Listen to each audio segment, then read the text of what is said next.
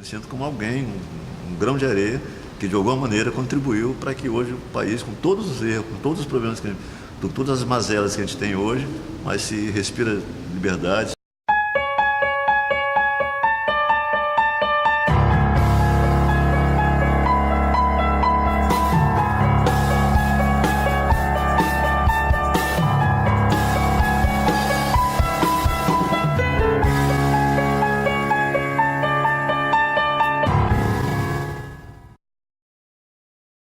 Só nos maiores centros é que se organizava a resistência maior. No Rio de Janeiro, São Paulo, em Minas, em Pernambuco, no Rio Grande do Sul, mas cidades periféricas como Vitória, como Espírito Santo, realmente a atuação era um pouco menor. E aí depois, em 66, eu fui para o Rio de Janeiro. Eu fui trabalhar, estudar. Quando comecei a fazer comunicação, aí ganhei uma bolsa na Pontifícia Universidade Católica, na PUC. Perdi depois, aí sim, já em função do meu engajamento, movimento estudantil, com militância estudantil no Rio. E aí vivi esses anos 67, quando houve o passeato 100 mil, a morte do Edson Luiz, que desencadeou todo um processo em seguida. Na missa do 7º dia da Candelária, do Edson Luiz, que está isso registrado em milhares de livros por aí, e como foi onde aconteceu exatamente a minha primeira prisão, se bem que foi muito rápida, né? Depois da missa, a cavalaria não invadiu a igreja, invadiu a Avenida Presidente Vargas e tal, aquela corrida. E aí todo mundo procurando bala. O centro do Rio era fumaça só, de bombas de lacrimogêneo, correria. E eu já tentando ir embora, já desgarrado dos demais companheiros que estavam ali. E quando eu estava indo embora, eu fui cercado com alguns soldados, com o tamanho do castete que eu nunca tinha visto na minha vida, quase 1 metro, de madeira. E aí fui cercado e, o que você está fazendo aqui? Eu falei, não, estou indo embora e tal. Eu falei, não, você... E isso que é no seu peito. Antigamente se usava, quando morria algum próximo, familiar, usava uma tarja preta, né, para simbolizando o luto. E eu estava usando da morte do Edson Luiz. Rapaz, que indo embora nada, assim, o que é isso no seu peito? Ah, foi uma tia minha que morreu há pouco tempo, pequena coisa na aí, aquela prisão. Mas eu consegui ser liberado pouco depois, no mesmo dia, dessas benéficas coincidências, que no meio do estudado tinha um que era cunhado de um conhecido meu, aí ele me reconheceu, não, conhece esse rapaz, tudo bem, não tem nada não. Aí que eu fui liberado, esse meu batismo de fogo, vamos dizer assim. E aí, até aquele momento, até o AI-5, ainda existia algum tipo de resistência, vamos dizer, legal, né? Movimento de rua, sindicatos tentando se organizar, panfletar de aquela atividade que a gente fazia, na verdade. A partir da repressão violentíssima que veio com o AI-5, a única saída para enfrentar o regime acabou se optando pela luta armada, pela guerrilha, pela resistência. E provavelmente, eu já tinha algumas ligações com algumas organizações de esquerda, eu teria me enganjado num desses projetos. Talvez eu não estivesse aqui hoje para contar a história. Em 69, que eu fui trabalhar no Diário, no final da Voz 7, o jornal histórico já acabou, e fiquei ali alguns meses. Depois fui da Tribuna, fiquei no período de 70, 71, quando fui preso, aí retornei. Aí passei um período depois na Gazeta, 74, mas assim, a censura plena e total veio justamente a partir do AI-5. Já existia uma censura meio mascarada, né? Eu estava no Diário quando ocorreu o sequestro do embaixador Charles Helber, americano, o primeiro grande sequestro, né? Com algumas figuras memoráveis da época, Gabeira, Frank Martins e tal. E uma das exigências, né, do comando guerrilheiro que fez era a publicação de uma carta, um manifesto, né, denunciando as torturas, denunciando os assassinatos da repressão e tal, e as exigências que se fazia para a libertação de 15 pessoas na época. E aí todos os jornais do país teriam que publicar. Mas essa censura era um negócio tão violento e que acabava embutido nas direções dos jornais, no sentido de, mesmo muitas vezes que a censura, que a repressão não exigisse, ele já havia uma autocensura violentíssima dentro dos jornais.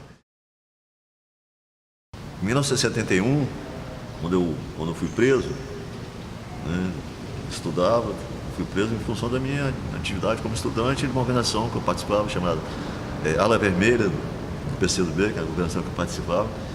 E aí eu fui preso até no primeiro dia de aula, aqui no campus universitário, na UFS. E aí ficamos uma semana lá no 38º BI, sobre tortura e tal. E depois eu e um grupo que estava comigo, nós fomos levados para São Paulo. E fomos trazidos. E nossa prisão estava em absoluto sigilo, ninguém sabia ainda. Era prisão absolutamente clandestina. Aí nós fomos trazidos do terceiro BI na época, até o aeroporto de Vitória para esperar um aviãozinho da FAB, da Força Aérea Brasileira, que vinha para buscar os presos. A gente ficou, houve um atraso no avião e a gente ficou ali esperando. Eu algemado com a minha mulher na época, os companheiros esperando. E passou uma pessoa que trabalhava lá na época, não era Infraero, um outro nome, o órgão do governo que cuidava da questão de aviação, e me viu. Ele tinha sido fotógrafo do diário junto comigo, enquanto eu trabalhei no diário, o repórter, ele era fotógrafo. E ele me viu, algemado, aí pegou o telefone e ligou para algumas pessoas e tal, tem um pessoal preso aqui, não sei o que. Aí chegou dois repórteres do diário, mas não conseguiram, não tinha fotógrafo da área e conseguiram uma coisa interessante. Um outro fotógrafo que era da Tribuna, aí eles foram para lá e conseguiram, mas só quando a gente já estava no avião, então já estava levantando o voo. O fotógrafo conseguiu fotografar o avião levantando o voo, um bimotor da FAB, com prefixo e tal. Aí levaram, quem vai dar a matéria? Dizendo, esse avião, prefixo tal, leva diversos presos políticos. Aí não sabia, falou que ia para o Rio de Janeiro, na verdade não foi para o Rio, ele foi direto para São Paulo. Aí citou o meu nome, da minha mulher, da Laura, eu acho que o Caldas Brito, que era da Castelão, e umas 4 pessoas que conseguiram ser identificadas, né? E deram preso, foi aquilo ali, de certa forma, garantiu a nossa sobrevivência, né?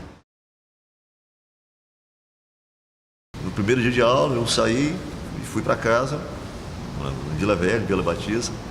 A gente almoçou e deu uma cochilada para antes, em seguida eu iria dava aula para complementação de renda em Itanguá ou Itacibá, uma coisa assim.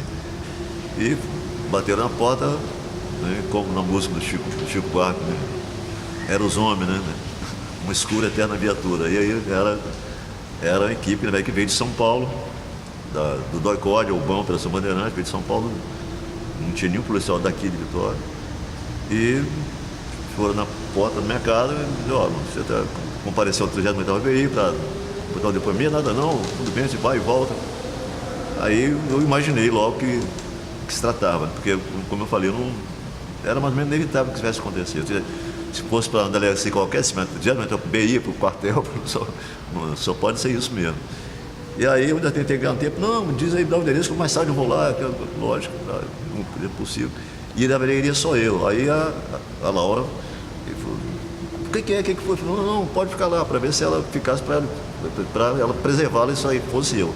Só que, enquanto isso, ela pegou um lençol, jogou uma série de documentos de documentos políticos, né? Estudos das organizações de esquerda da época, né? E embrulhou no lençol e jogou pela janela para o quintal lá, até para se, na hipótese, como aconteceu, deles irem lá, não ver nenhum documento comprometedor, né? E aí acabou indo junto.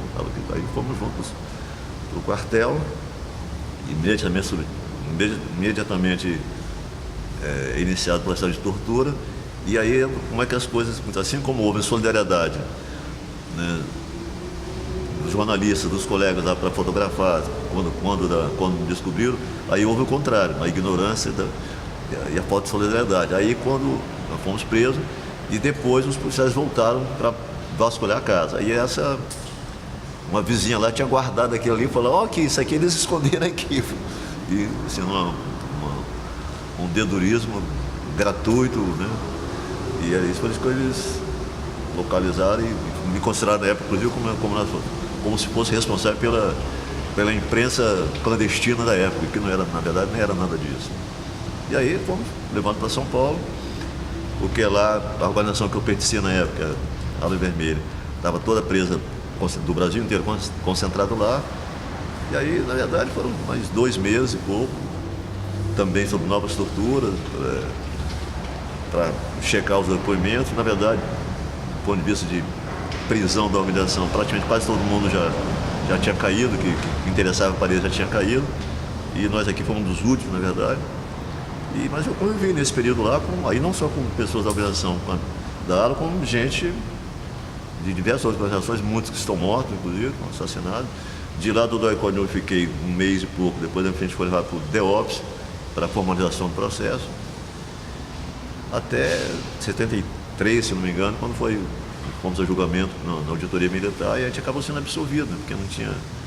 A nossa militância, assim, era uma militância de base. Na verdade, não houve condenação dos dirigentes nacionais só, a gente nem tanto, mas de qualquer maneira foi até por conta do nosso pouco envolvimento, né, não justificava em hipótese alguma a prisão e as torturas que foi submetida. E no fundo, eu acho que eles sabiam que a gente não tinha assim, nenhuma grande responsabilidade, não tinha participado de nenhuma ação armada, não tinha nada desse tipo, né?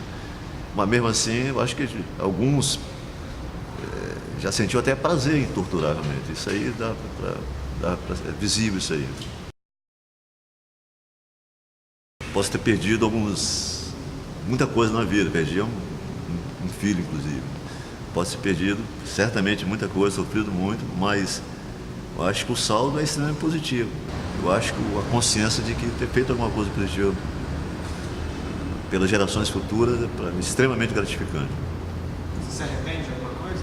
De modo algum. Esse poema, março de 1971, ele se refere à memória da minha prisão no dia 22 de março de 1971 pela repressão do DOI-CODE. Eram como a morte, ou pior que ela, quando chegaram turvos, raivosos e onipotentes. Eu já conhecia suas faces e seus métodos, pelos relatos respingando sangue que me chegavam dos heróis caídos sob suas garras. Mas recusava crer que era chegada a hora de experimentar seus ódios, o desvario dos tiranos no fundo dos calabouços. Quando abri a porta e as armas apontavam no meu rosto, não me assustei, nem sei se tive medo.